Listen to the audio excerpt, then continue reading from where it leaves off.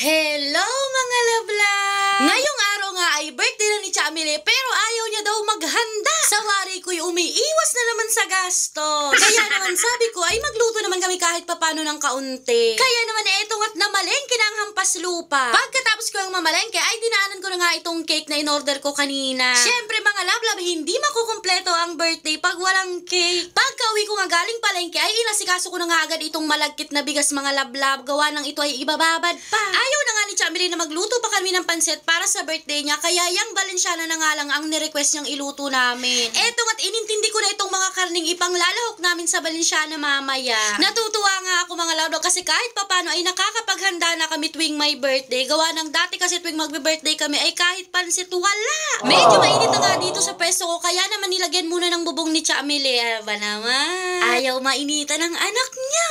Nagsimula na nga akong maggisa dyan ng mga sangkap para sa Valenciana. Sabi nga ni Chamile ay namimiss niya na daw yung Valenciana na luto ng nanay niya. Kaya naman sabi ko, eto nga ang anak mo at ipagluluto ka na. Hindi ko pa nga gamay yung ganitong luto mga love-love. Gawa ng first time ko nga lang magluluto ng ganito. Pero okay lang naman kasi andyan naman si Chamile sa tabi ko para turuan nga ako. At habang busy nga ako sa pagigisa mga love-love, eto namang isa kong pamangkin ay inutusan ko na nga maghiwa ng sibuyas bawang na ipang-marinate namin dito nga sa manok. At ang paghuhugas naman nga nitong manok ang inintindi ni Chamile. Abay, napakasipag naman ng my birthday. Eto nga niluluto ko ay pangtanghalian na nga lang namin. Kaya naman sabi ko ay itong manok na nga lang ipanguulam namin. 1 kilong malagkit na bigas nga lang ang niluto ko. Gawa ng kaming mag-anak lang naman ang mga kakain. Pero paniguradong may matitira na naman. Kaya naman sabi ko ay kung may sumobra, ipamimigay na nga lang namin sa mga kapitbahay. Ay, apakabait. Eto nga't nailagay ko na ang gata. Kaya naman pumwesto na ako at walang humpay na paghalo na naman niya. Sabi nga ni Chamile ay kailangan daw haluin lang siya ng haluin hanggang sa medyo matuyo na nga siya. At habang busy nga ako sa paghahalo, eto namang si Chamile ay inintindi na nga itong pagmamarinate nitong manok. Gawa ng kailangan nga ay ibabad siya para naman manuot talaga yung lasa. Mabalik na nga tayo dito sa ating Valenciana. Eto nga't medyo natuyo na siya, kaya naman inilagay ko na nga itong pasas at itong bell pepper. Wow, shala, may pa bell pepper. Ayun nga't pinapalayas na ako ni birthday girl at siya na nga lang daw ang mag-iintindi yan at intindihin ko na nga daw yung powder na pagsasausawan ng manok. Ala, bakit naman nagmamadali? Sa wari ko'y nagugutom na, kaya naman gustong gusto na agad matapos magluto. Kaya naman eto nga't nagpainit na nga ako ng kawali. Dito na nga lang ako sa portable stove.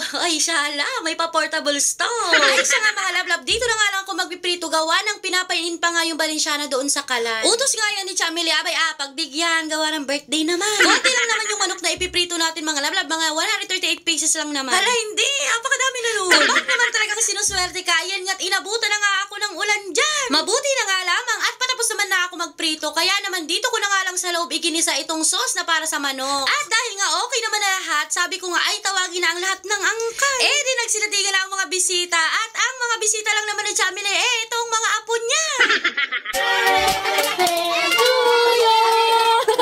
Happy birthday to you. Happy birthday, happy birthday, happy birthday to you. So, ayun nga mga love-love, kinantahan nga lang namin dyan si Chamile at ipinablow nga namin yung candle niya. At ito naman nga makukulit kong pamangkin ay gusto din daw mag-blow, kaya naman pagbigyan. Bago nga kami kumain, sabi ko nga ay mag-picture-picture muna nga kami. Natatawa nga ako dyan kasi yung mga pamangkin ko nagkakagulo kung saan sila pupwesto. Pagkatapos nga namin mag-picture-picture, ayan nga't nagsikainan na ang mga hampas lupa.